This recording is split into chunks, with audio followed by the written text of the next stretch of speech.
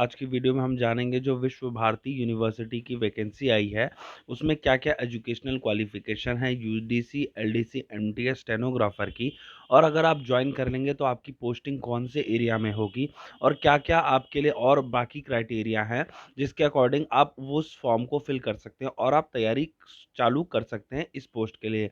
तो चलिए शुरू करते हैं वीडियो को और जानते हैं इन डेप्थ में यूडीसी, एलटीसी, एमटीएस स्टेनोग्राफ़र और बाकी पोस्ट के एजुकेशनल क्वालिफिकेशन और एग्ज़ाम फॉर्म क्राइटेरिया की।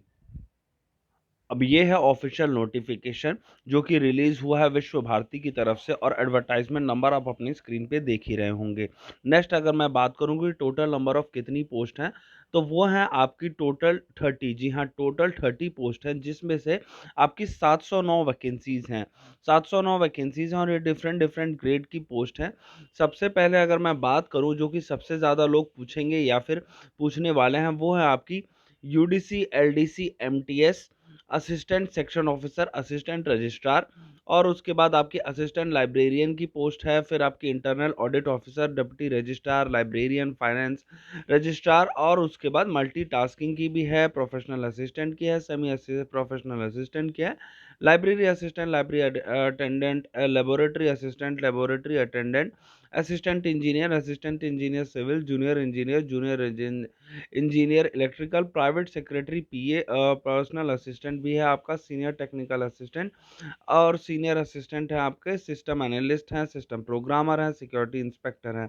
तो गाइस ये तो हो गई पोस्ट की बात। अब सबसे ज़्यादा नंबर ऑफ वैकेंसीज आई हैं आपकी, देखिए आप एमटीएस अपने स्क्रीन पे देख रहे होंगे, 405 है वैकेंसीज एमटीएस की, जो कि 117 हैं अपने डिफरेंट कैटेगरी की, 40 है, 89 है, 70 है, 13 है, ठीक है। ये तो हो गया एमटीएस की बात। अगर मैं बात करूँ एलडीसी की, तो एलडीसी की आपकी 99, जी हाँ, 99 है और यूडीसी की 29 है।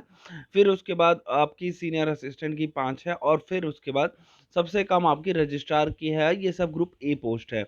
अब अगर मैं बात करूँ इन सब की सिलेबस की, तो सिलेबस आपका नीचे आइए देखिए, ये सब आपका तो एज लिमिट है। एज लिमिट आप अपने स्क्रीन पे देख ही पा रहे होंगे। लेवल 1-2 जो एमटीएस और एलडीसी और यूडीसी की पोस्ट हैं उनके लिए 32 ईयर्स है, ठीक है। और उसके बाद नेक्स्ट अगर मैं बात करूँ रजिस्ट्रार की, आप अपने स्क्रीन पे देख ही रहे होंगे, ये है रजिस्ट्रार की। बट सबसे पहले मैं आपसे डिस्कस करूँगा एमटीएस की और उसके बाद एलडीसी की और आपकी जो है यूडीसी की, ठीक है। असिस्टेंट रजिस्ट्रार हो गया आपका, ये assistant section officer, multitasking staff और एलडीसी की। अगर मैं एलडीसी की बात करूँ तो आपको बैचलर्स डिग्री चाहिए from any recognised university, English typing चाहिए 35 वर्ड्स पर मिनट आपको और उसके बाद ये की डिप्रेशन होना चाहिए और प्रोफिशिएंसी इन कंप्यूटर ऑपरेशंस होना चाहिए। गाइस एक ध्यान देने वाली बात है यहाँ पे, इसमें हिंदी की टाइपिंग नहीं है। जी हाँ, हिंदी की टाइपिंग जो इससे पहले आप जो एनटीए ने एग्जाम कंडक्ट करवाए हैं, चाहे वो आपका जेएनयू का नोटिफाई किया हो, इग्नू का किया हो, उनमें हिंदी की टाइपिंग भी बताई है, पर इसमें नहीं है। तो मतलब क्या है, सिर्फ इंग्लिश की ही टाइपिंग की प्रैक्टिस करनी होगी आपको, इंग्लिश का ही आएगा और प्रोफिशिएंसी इन कंप्यूटर ऑपरेशंस है, ठीक है। ये है आपका एसेंशियल क्वालिफिकेशन अगर मैं बात करूं एलडीसी की और जूनियर असिस्टेंट का ऑफिस कम टाइपिस्ट की, ठीक है।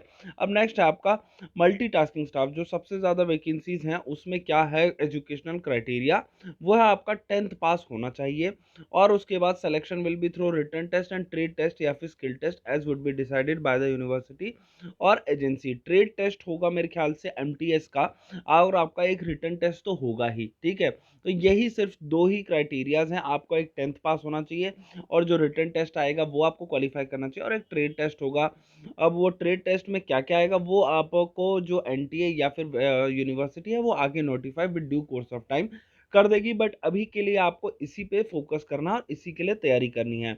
नेक्स्ट आप प्रोफेशनल असिस्टेंट की देख ही रहे हैं, आपका है masters degree in library and information science from any recognised university है आपका institution with 2 years experience. Semi professional assistant के लिए masters degree in library science है, information science from any recognised university. और उसके बाद असिस्टेंट अगर मैं बात करूँ असिस्टेंट और सीनियर असिस्टेंट की, तो आपकी bachelors degree from any recognised university होना चाहिए, 3 इयर्स एक्सपीरियंस होना चाहिए एज यूडीसी ऑफिस असिस्टेंट और equivalent in so and so department आपके डिफरेंट। और उसके बाद proficiency in typing, computer application, note writing and drafting, ये सब होना चाहिए। और उसके बाद selection will be based on written test and skill test. और अगर मैं बात करूँ यूडीसी की, तो bachelors degree from any recognised university होना चाहिए और 2 इयर्स एक्सपीरियंस होना चाहिए as LDC, junior assistant, office assistant cum typist, equivalent post in post level 2 in university research. और फिर उसके बाद ये सब आपको स्पीड आपकी इंग्लिश में टाइपिंग की 35 होना चाहिए। गाइस एक और चीज़ है, ये याद रखना, हर जगह आपको टाइपिंग की, चाहे वो एलडीसी की बात हो चाहे वो आपकी यूडीसी की बात हो, वो आपका जो है टाइपिंग इंग्लिश में ही पूछी जा रही है, हिंदी में नहीं आनी है टाइपिंग आपकी। आई रिपीट, लोग बार बार फिर से पूछेंगे, इससे पहले ही मैं क्लेरिफाई कर दे रहा हूँ आपको। अब आप अपने स्क्रीन पे देख रहे होंगे, प्राइवेट सेक्रेटरी के लिए bachelors degree from a recognized university है, एटलीस्ट 3 इयर्स एक्सपीरियंस चाहिए एज पर्सनल असिस्टेंट चाहिए। और फिर उसके बाद आपको 5 years as stenographer in university, personal assistant के लिए पीए लेवल सी की। आपको bachelors degree in any discipline from any recognised university, stenographer 100 की आनी चाहिए और टाइपिंग आनी चाहिए 35 की, और कंप्यूटर एप्लीकेशंस आनी चाहिए। और उसके बाद 2 इयर्स एक्सपीरियंस चाहिए स्टेनोग्राफर और सेंट्रल और गवर्नमेंट ऑर्गेनाइजेशन। फिर उसके बाद reputed private institution having a turnover of around 200 crore और more, proficiency in English and good communication skills होने चाहिए। स्टेनोग्राफर की भी आप अपने स्क्रीन पे देख रहे होंगे। और बाकी का आप ये सब जो है अपने वैकेंसी, मैंने ये नोटिफिकेशन अपने टेलीग्राम चैनल पे डाल रखा, आप जाके वहाँ से इन डेप्थ में इसको डाउनलोड कर सकते हैं और जाके सब कुछ समझ सकते हैं कि आपके कौन से आप जिस पोस्ट के लिए अप्लाई करना चाह रहे हैं उसका क्या है एजुकेशनल क्राइटेरिया, क्या क्या पूछा जा सकता है या फिर कैसे होगा। अब नेक्स्ट है आपका, अब ये है जनरल टर्म्स एंड कंडीशंस, जिसमें लिखा है कि Vishwa Bharati reserve the right not to fill up any और all of the vacancies if circumstances warrant. और उसके बाद 7th पे कमीशन से आपकी जितनी भी वैकेंसीज हैं उसके अकॉर्डिंग नोटिफाई होगा। और आपको जो क्लोजिंग डेट ऑफ एप्लीकेशन है तब तक आपका क्वालिफिकेशन और एक्सपीरियंस हो जाना चाहिए। और नेक्स्ट है आपका, the written and skill test will be conducted by national testing agency.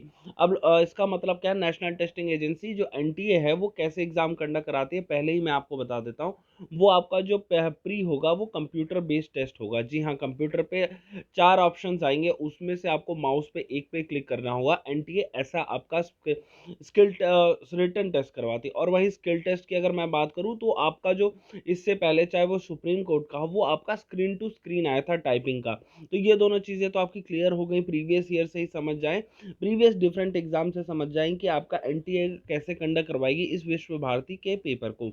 अब नेक्स्ट अगर मैं बात करूं, ये आप अपनी स्क्रीन पे देख ही रहे होंगे, डिफरेंट डिफरेंट कैटेगरीज का एज रिलैक्सेशन है। वो आप अपने कैटेगरी के अकॉर्डिंग स्पेसिफिक समझ सकते हैं कि किस कैटेगरी में, अगर आप कौन सी कैटेगरी को बिलोंग करते हैं, कि आपको एज रिलैक्सेशन मिलेगा। फिर उसके बाद अगर आप किसी गवर्नमेंट ऑर्गेनाइजेशन में अभी काम करते हैं, चाहे वो स्टेट हो, सेंट्रल हो, गवर्नमेंट हो, पीएसयू हो, ऑटोनॉमस बॉडी हो, आपको एनओसी, नो ऑब्जेक्शन सर्टिफिकेट लाना ज़रूरी है। वो आपको चाहिए होगा जब आपका डीवी होगा।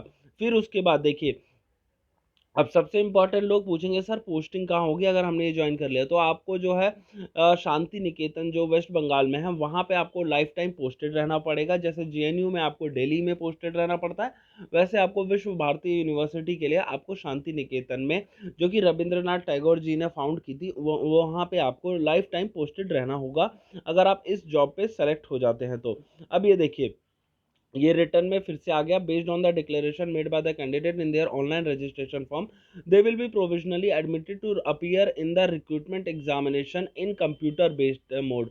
जी हाँ, कंप्यूटर बेस्ड मोड होगा आपका प्रीलिम्स का एग्जाम। फिर उसके बाद अब आपको और क्लियरिफाई हो गया, इन्होंने नोटिफाई कर रखा अपनी ऑफिशियल नोटिफिकेशन में। फिर उसके बाद आपका ये बताया है कि सिर्फ खाली, अब अगर आप क्वालिफाई अपने टीयर 1 पेपर में अपियर हो जाते हैं, इसका मतलब ये नहीं है कि आपका सिलेक्शन में हो जाएगा, आपको अपने पोस्ट के लिए अपना क्वालिफाई भी करना होगा मेरिट वाइज। नेक्स्ट है आपका ग्रुप ए के लिए कितनी फीस है। ग्रुप ए के लिए अगर आप यूआर ओबीसी ईडब्ल्यूएस हैं तो आपको 2000 चाहिए, एससी एसटी 500 चाहिए, वुमेन एंड पीडब्ल्यूडी 40% एंड अबव नील चाहिए। और अगर मैं बात करूँ लेवल ए में बाकी का, जो लेवल 12 की और एकेडमिक लेवल 10 है उसमें 1600 चाहिए, यूआर की एससी की 400, वुमेन की नील है इसमें भी। नेक्स्ट अगर मैं बात करूँ post of group B level 7 में, इसमें 1200 यूआर की, एससी एसटी की 300, और उसके बाद वुमेन एंड पीडब्ल्यूडी की नील है। एंड नेक्स्ट मैं अगर बात करूँ ग्रुप सी की, तो उसमें आपको 900 चाहिए यूआर ईडब्ल्यूएस ओबीसी की, एससी एसटी की 225, और वुमेन एंड पीडब्ल्यूडी की नील है फिर से। फिर अगर मैं बात करूं, अगर आपका जैस कैसे मेरिट बनेगी, उसमें वो बनेगी the weightage for written test paper and paper 1 2 and will be 70% and for interview personality test will be 30%। और उसके बाद रेशियो बताया है कि इंटरव्यू के लिए किस हिसाब से बुलाया जाएगा। और नेक्स्ट है एप्लीकेंट में apply for more than post, मतलब आप एक से ज़्यादा पोस्ट के लिए अप्लाई कर सकते हैं। आप बस आपको फीस जो है डिफरेंट डिफरेंट पोस्ट के लिए देनी होगी। फिर उसके बाद नो टी और डीए मिलेगा, अगर आपको कोई टी ए डी ए नहीं मिलेगा। और कब तक आप अप्लाई कर सकते हैं, 16 मई रात के 11:59 तक आप अप्लाई कर सकते हैं एनटीए की ऑफिशियल वेबसाइट पे जाके। तो गाइज ये हो गया आपका ऑफिशियल नोटिफिकेशन को मैंने डिस्कस कर लिया। अगर इसके रिगार्ड में आपको और भी कोई डाउट है, आप मुझसे कमेंट बॉक्स में जाके पूछ सकते हैं। और अगर बाकी और चीज़ें जैसे जैसे मेरे पास अपडेट आती रहेगी इस एग्ज़ाम के रिगार्डिंग, मैं आपसे शेयर करता रहूँगा, वो भी ऑथेंटिक इन्फॉर्मेशन के साथ।